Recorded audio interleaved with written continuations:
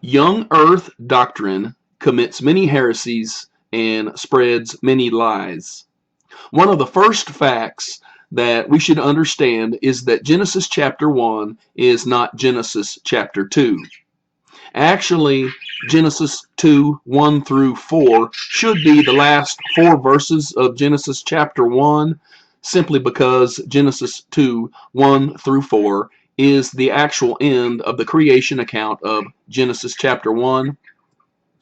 That having been said, we should note that Genesis 2, 5 through 25 references events and conditions in and around the location of the Garden of Eden.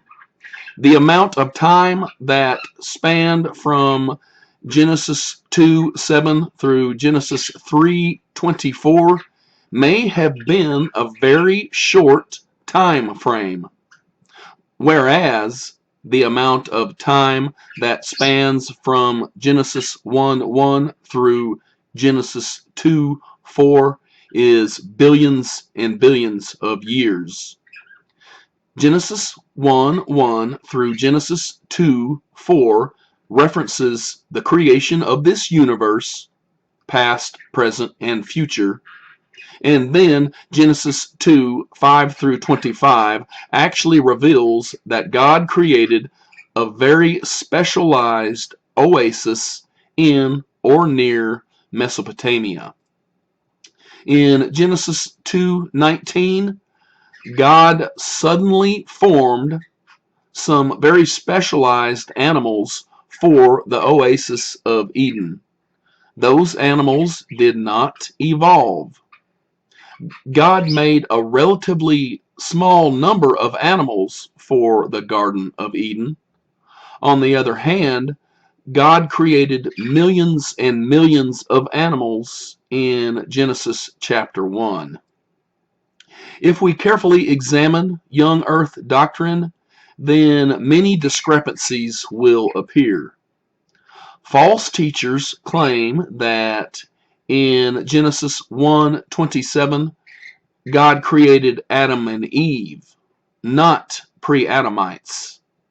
And false teachers claim that God created Adam and Eve on an alleged sixth calendar day. The sixth day is much longer than a calendar day.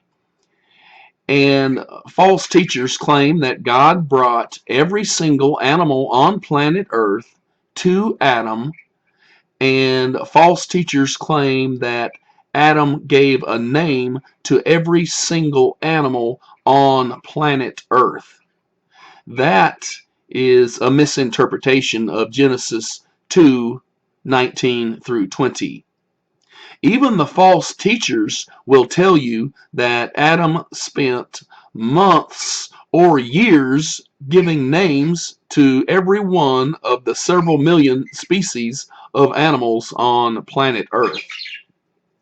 And the false teachers will tell you that God created Eve after Adam spent months or years giving names to several million species of animals that were allegedly brought by God into the Garden of Eden.